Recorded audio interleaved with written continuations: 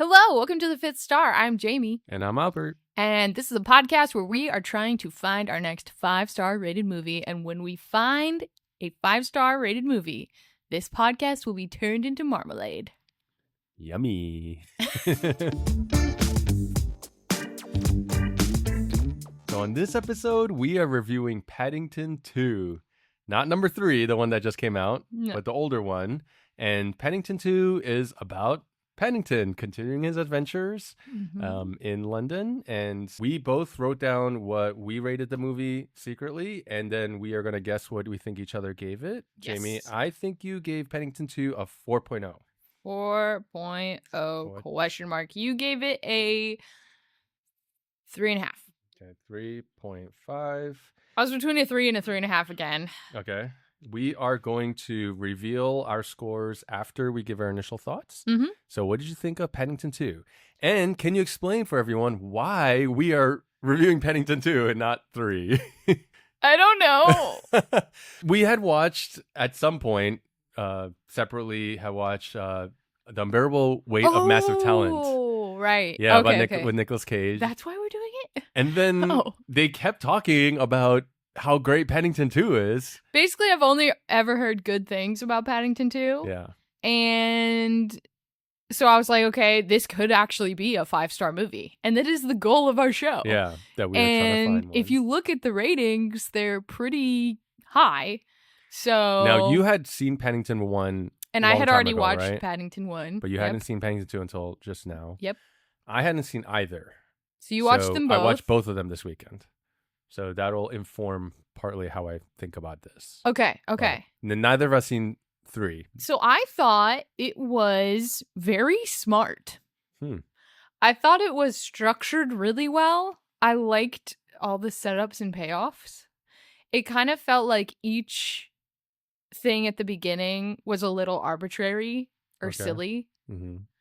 Like without giving too much away. Yeah, we'll the get barbershop into spoilers later. scene ends up kind of paying off later for multiple reasons. And so, yeah, there's just like a lot of things structurally that I was very impressed by, especially for a kids movie. And I think it's important for kids to watch smart movies. We shouldn't be just showing our kids like Cocomelon. We should be showing them stories that have strong structure, good setups and payoffs, like complete arcs, and then the theme I thought was really strong. Every single character is facing some level of self-doubt, which was really well put together, I thought. Even Paddington, kind of goes through that a little bit. We'll get more into that later. The bad guy, there's a lot of doubt there. Okay. All of the side characters have some level of doubt that they're struggling with. Yeah. And yeah, I just thought formula-wise it was very well done. I also thought it was really cute. Paddington is cute. He's cute so little bear. cute. And every time something bad happened, I was like, I want to cry. 'Cause he's just a little innocent bear. And he doesn't deserve this. Now, did you read the books growing up? No. If I did, I don't remember. Okay. But I've seen the illustrations and stuff. So I kind of know what it looks like. I think I've seen it too when I was younger, but I don't think I actually read the books. Yeah. The bear one, I grew up on Bernstein Bears. Yeah, me too. And Corduroy Bear, I think he was. The bear that goes looking for the button that he loses. And Pooh's bear. a classic bear. So I was familiar with Paddington, but didn't really know much about it. I knew what he looked like. Yeah, definitely more British. Yeah, so the way he the first movie shows how he gets his whole outfit, I thought was nice. I don't know if in the book the hat is from his uncle, but that was kind of nice that it connects him to his family and, as he's in a foreign land and all of that. I liked Paddington 1 and I also like Paddington 2, but I do think I liked 1 more. Interesting. Yeah. I like this one better. Oh, you did? Yeah. Now, you hadn't rewatched Paddington 1 before you saw this, right? No. So you're kind of going off your memory of Paddington 1. Yeah. Now, looking at IMDb and Letterboxd, both of them, Paddington 2 is rated decently higher. Paddington 1 still has pretty good solid reviews, but yeah, Paddington 2 seems pretty universally liked more. I was really excited about this because of what Unbearable Massive Talent was like, how Hyping they it were up. talking about it. Yeah, Paddington 2 and how it's gonna, it just seems like the sweetest movie and, all that kind of stuff. And it was sweet. Like Paddington is really cute, like you said. I just think in Paddington 1, it was very much like the fish out of water Origin story. yes, and the whole he's going to London. Is London a kind of place where like they say in the beginning, the aunt says they will never forget how to treat a stranger, so it's this kind of like romanticized view of London, and kind of being everyone's polite and all this kind of stuff. And he gets there and it's a little bit of a rude awakening, right? Yeah. And I think maybe the fact that I'm from New York, it kind of resonated Relate. with me. Yeah, like a big city that's really intimidating, and like, are people in New York actually nice? Can they be nice? If we saw a strange bear, like, would we take it in? And I thought Paddington 2 was definitely more mature. I didn't really pick up on the self-doubt, but that makes a lot of sense. Yeah. I picked up more on the am I going to be forgotten? Am I going to still am I going to be discarded? That kind of theme that he's wrestling with, Yeah. which we'll unpack more in spoilers. But I also thought Paddington 1 was just funnier. The scene, for example, where he gets to the escalator and then it says like, you must carry your pets. But there's a picture of someone carrying a dog, so he goes and finds a dog so he can carry it. So he needs to carry that to go down the escalator, and he sees a sign that says "stand on the right." So then he like puts one, lifts up his left foot and stands on his right foot. So cute. So all that stuff So was just cute. so cute and so funny. Such British humor. Yeah, but in Paddington 2, it's just a little more serious. It was definitely more serious. Yeah, and I kind of missed that. I missed the fun, jovial side of it. It seemed more almost adult themes. It's true. Yeah. I do think the neighborhood watch guy was still really funny. Yeah. But he's definitely very hateable, and so you enjoy whenever he yeah, but also just he overreacts to everything. Yeah. Which is just there's always someone in the neighborhood like that, right? Yeah, it's just really funny. Just in everyone's business. And, yeah. Yeah. But I thought for me, the highlight of Paddington 2, the thing that really made it the most enjoyable, like the most enjoyable part of it, I thought were the supporting characters. So first of all, Brendan Gleeson was really great, I thought, as Knuckles. Also struggles with self-doubt. Yes. He presents a certain way, and then you kind of get to know him more, and then he becomes like kind of a more deeper character. Yeah. So I thought that was really good for that whole sequence of the story. But really, to me, it was about Hugh Grant. Like, Hugh Grant made this movie for me. He was so just fun and silly and such a good, like, such a ridiculous kid, bad guy. Yeah. Yes. And, in the first one, you had Nicole Kidman, who she's great too. Mm-hmm. And she's kind of, because it's a kid's movie, like you said. Right. So the villain can't be too serious or too scary. But I thought Nicole Kidman was solid in the first one, but I thought Hugh Grant was even better. Yeah. So to me, the perfect Paddington movie is you put Hugh Grant in as the bad guy in the first one, and then just keep the rest of the first one the same. And that's that would be just a peak for me. That's fair. I do agree with you. The first one is funnier, but I think the second one is more exciting because you've got heists. You've got breaking into someone's houses undercover. You've got prison. You've got prison break. But you've got all these things, and it ends up making it a very exciting plot. Yeah. Hijinks. Yeah. The second one,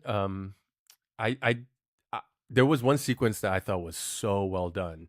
So essentially, the premise of the second one is Paddington's aunt is turning 100, right? And he wants to get her a gift, just a gift that she'll love. Yeah. And so he finds the perfect gift, which is a pop-up book of London, because she's always wanted to go to London, right? But as he's looking at it, you're kind of you're seeing him imagine through the pop-up book of the two of them and what like she would be experienced looking at the pop-up book, and it's essentially like this whole animated sequence of them walking through a pop-up version of London to the sites. Yeah, that was really cool. It was so well done. And it's weird because it's all CG, but because you're so used to watching, Paddington and all that, it 3D. almost seems like they're real inside a animated kind of city world, paper world. But I thought that sequence was really, really well done. And it was very touching and sweet. And they use other 2D art earlier when they're talking about the mom, Mrs. Brown, learning to swim. Oh, yes. And that was all animated like with paper or something. That's right, because really she's cool. an artist and they kind of incorporate that. Yeah.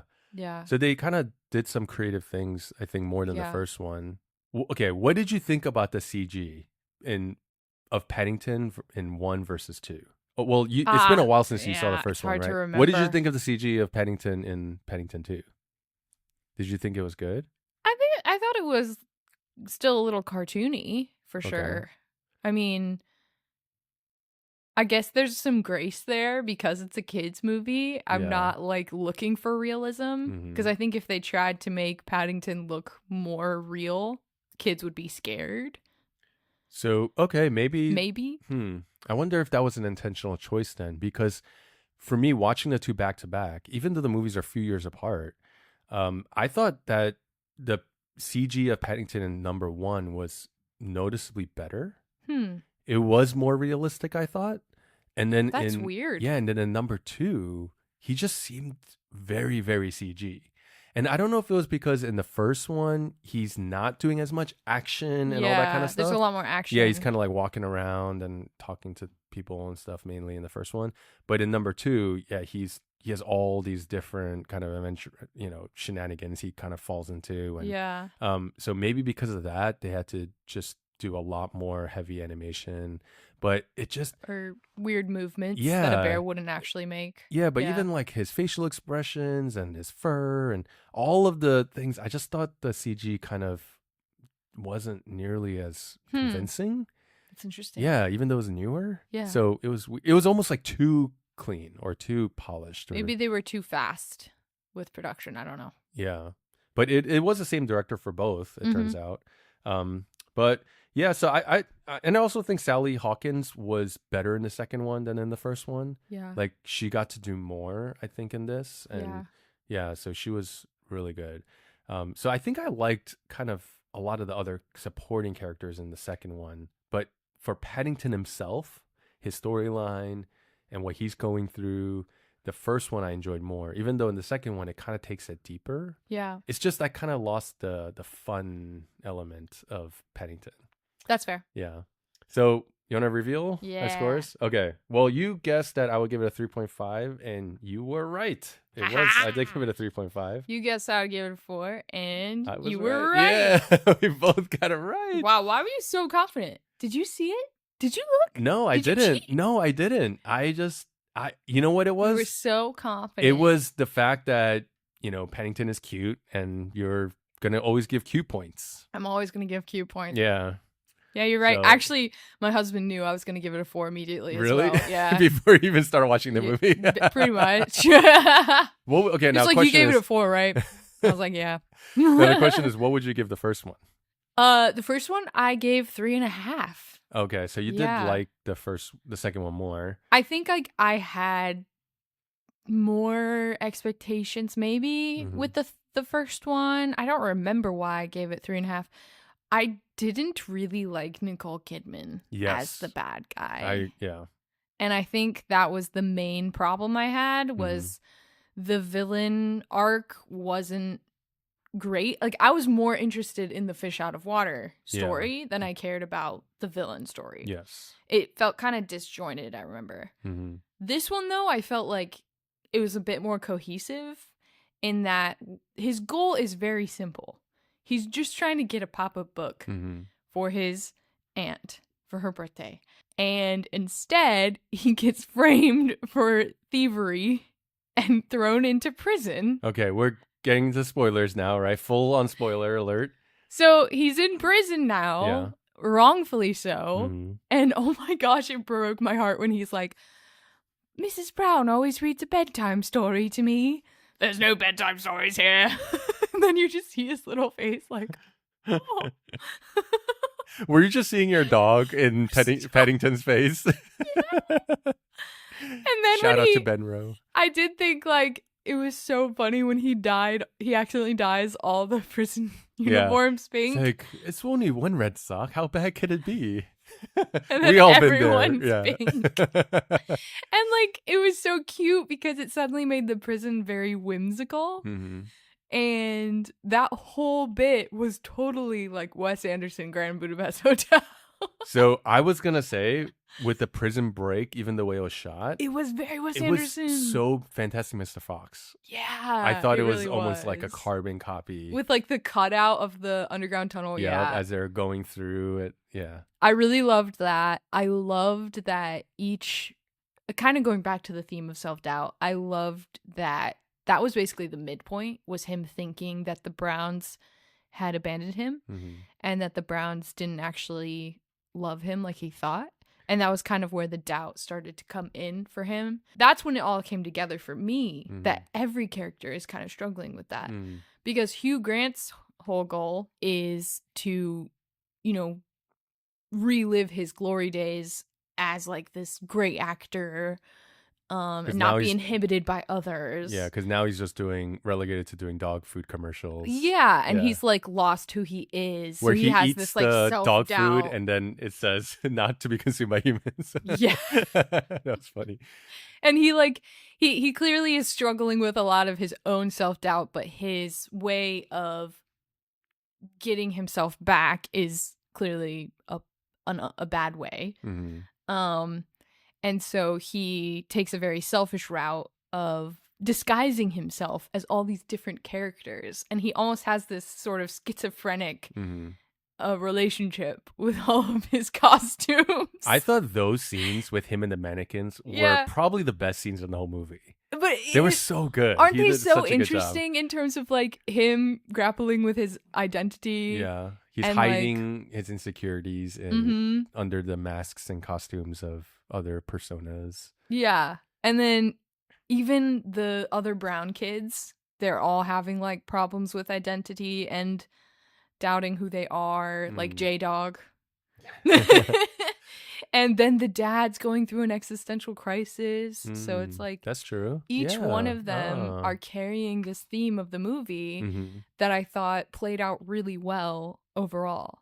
Okay. Now, I will say, my main disappointment with this movie, and the reason that it's not higher than a 4, is that the ending felt like a Deus Ex Machina, with the prisoners showing up to save the day right at the end. I mean, I did think that, but it felt motivated because we had followed Knuckles as he's, trying. First of all, his whole arc is interesting because he's like this hardened criminal that, is the chef and everyone's scared of him. But to me, the theme really for this movie was centered around Paddington and that whole idea of, the fact that he can win anyone over with his kindness. And they kind of make reference to that when the Browns come to visit Paddington and he has all these like friends who are like these really scary criminals. And he's like, oh, I'm glad that, you found people who are kind, who you can be friends with and who can take care of you. Knuckles is won over by Paddington and his sincerity and his kindness and all that kind of stuff. He wants to break out of prison with Paddington, but then the whole kind of betraying him and like, Paddington kind of gets the shock of reality of like, oh, they're like, why would you do that? Why would you promise that you're going to help me? Yeah. And I broke out and then you lied to me, right? Yeah. And so he's starting to go through like, I think there is a little bit of existential crisis that Paddington has to face, which is it worth being nice? Like, I remember even in high school, I used to think this, like, is it better to kind of give people benefit of the doubt and open yourself up to people? Because that can leave yourself vulnerable to people taking advantage of you and taking advantage of your niceness. Or is it better to be guarded and protect yourself from even the potential of someone hurting you, right? Yeah. Or taking advantage of you. And Paddington has clearly chosen to live his life in a full, wide, heart open kind of way with his emotions on his sleeve and expect the best in everybody, see the best in everybody. But when Knuckles betrays him, it's a real like challenge to that. Yeah. And yet he's like, okay, well, I'm just going to do what I can. And so for Knuckles to come back around, you know, because you're not really sure what he's going to do as he's like flying away, for them to choose to come back and save Paddington, you know, and they kind of tease. They kind of tease like you see while they're in the plane, you see the train going. So, and, you know, supposedly they kind of get to see what's going on. And supposedly they're like hearing it on the radio or something, or I don't know. Like I thought maybe they just see. Because I think what it didn't bother me that Knuckles came back. Okay. Like I liked that.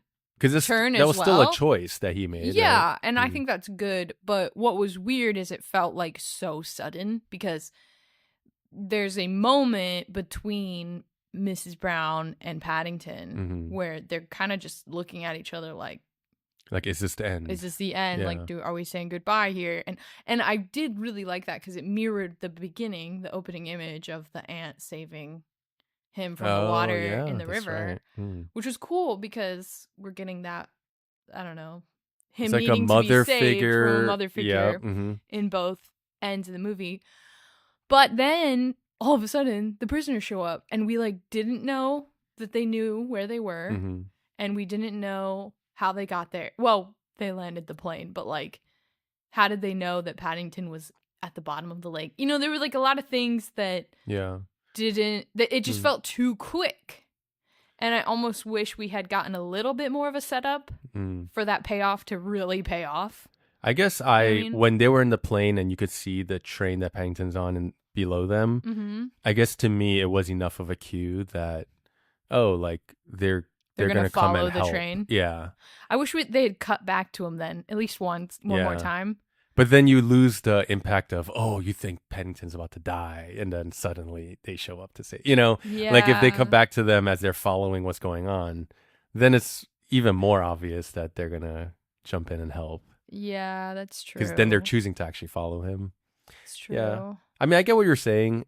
That thought did cross my mind for a second, but I was like, I think it was okay. It felt justified. Yeah. Well, that was my only main qualm was I just felt like that was so fast. And like, you know, I was in that moment of like, are they saying goodbye? Like, how are they going to get out of this?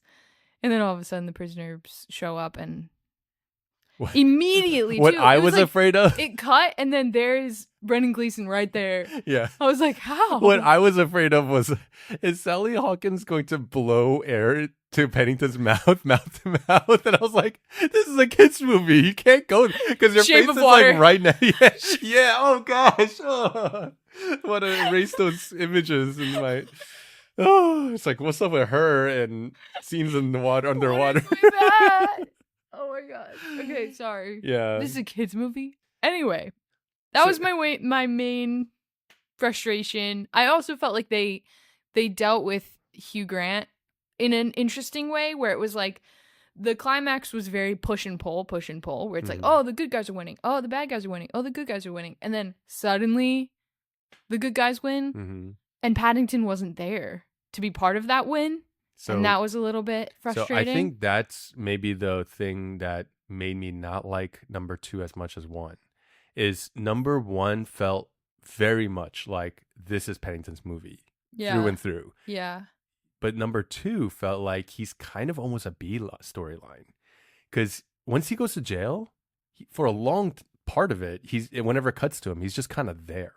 And then the Browns are the one doing all the investigating. Yes, they're the ones who are driving. They're doing it on his behalf. They are, and they care about him. But Paddington is just trying to get his bearings in prison, and just making friends, and he's not trying to get his name cleared. Like he has no agency really. And but yeah, I would argue he does because he is the reason that the prison changes. And he is the reason that Knuckles changes. Like, he brings out the good. Yes. And so he's continuing that theme of the first movie in the prison. And then that's the reason why the Browns want to get him out so bad, is because they know how good he is and believe in how good he is, that they want to, they're doing all they can to get him out. But so it's still very much about him. Yeah, but that's why it made the Hugh Grant thing for a lot of it just feel like, how is this connected to Paddington and being in prison, and so it's not until the thieves kind of say, you need to be a thief or be a criminal to know how to catch a criminal, that it started to become like, okay, I could see how this is gonna kind of tie in together. But even then, they're not really connected, right? Like, Hugh Grant is doing his thing. I guess Paddington wanting to get the pop-up book, but once he's in prison, that's a secondary thing to him surviving and getting cleared and getting out of prison. So yeah, it felt a little too much like Paddington was just kind of too off on his own. Is like one half of the movie he's doing this thing, and then the Browns are doing something else. I feel like everything, ended up paying off in the end. It did. I think that's why I think the theme of, is it better to live life being nice to people? Yeah. Is kind of what worked for me in the end. Yeah. Like, I actually felt a little kind of convicted by this little bear. Aww. About, do I need to be nicer? Do I need to just... Should I stop being so jaded? Yeah.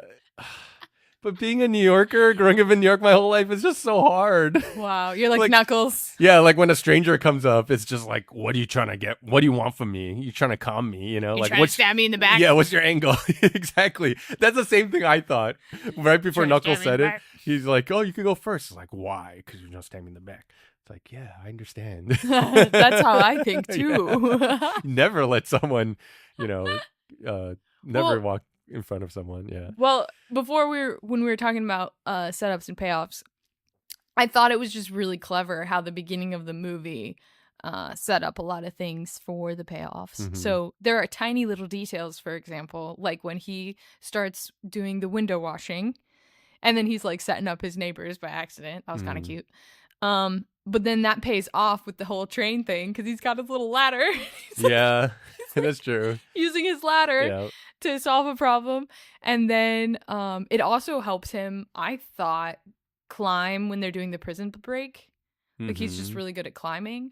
But he's a bear. But he was already good at climbing. Okay, yeah, fair enough. But then I also thought having him piss off the judge, and then later the judge being like the one who sends him to prison kind of out of spite, and then the judge also being on the train. Yeah, it kind of just created a nice little C plot almost in the background. And then you have the tiny little detail of the candied apples being like so sticky that he like gets it stuck in his mouth at the beginning. Oh yeah. And then at the end he uses them as like suction cups. Yeah. And I just thought there were so many little clever things like that that I think this is a good kids movie. Like, kids need to watch intelligent movies, I think.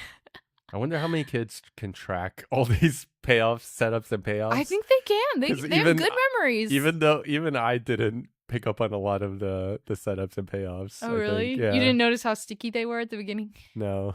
I was laughing Maybe at because it. I don't like candied apples. But he was like, he kept getting it like stuck in his mouth. Yeah. And he's like, the thing that I'm surprised isn't more of a meme is Hugh Grant being like, fingers, fingers. Like fingers. Yeah, that was really fun. I just really liked Hugh Grant. Him as the nun, and then it's like, I've never seen a more beautiful woman in my life. Yeah. That guy was funny from, kind of set up or a reappearance from the first one. One thing I'll say is that I did love that they brought Aunt Lucy to London, because at the beginning, I know it was so predictable, because I was like, oh, they're going to end up bringing her to London. Like, that's going to be the ending. But I was so happy that they did, because that moment was so precious. I mean, it was a closing shot, right? Of like his face as he's like in her embrace. And I was like, okay. And then what did he say? Happy birthday? I think so. 100th birthday. Yeah, that was sweet. But I did think partway through the movie, I was like, oh, maybe that's what number 3 is about. Why he needs to go to Peru, because he wants to see her. I think so. And then so, and it's been a long time, I think, right? Since number 2 to 3. So I thought the fact that it ended with her coming to London made me wonder, oh, so what's even the premise of 3? Like, why does he need to go to Peru? Maybe he has to go back with her? I don't know. Maybe. Or maybe he has to save his... Also, how long do bears live for? Do they live till 100? I think, no way. I think they can live pretty long. Wow. Yeah. I would imagine that they researched how long a bear can live before they said it was her 100th birthday. Yeah, because this movie did a ton of research about realism. I mean, I wouldn't be surprised, in terms of how much they can climb and all that kind of stuff. But yeah, so let us know what you thought. Did you think Paddington 2 was better than 1? Oh, yeah. Is Paddington 2 one of the greatest movies of all time? Are we off here? I mean, you still gave it a 4. That's a really great score. Yeah. I was hoping this could be in the conversation of one of the greatest sequels of all time. Oh, yeah. But not for you. Yeah, but I do think it's the first 2 are like solid. I would give both of them a 3.5, although I liked number 1 a little better. Let us know if we should review the third one. And you can follow us on YouTube, Spotify, Letterboxd, and Apple Podcasts. Yeah, like and subscribe, share. We appreciate all the new viewers that we've been getting, and join us next week as we continue our quest for the 5th star.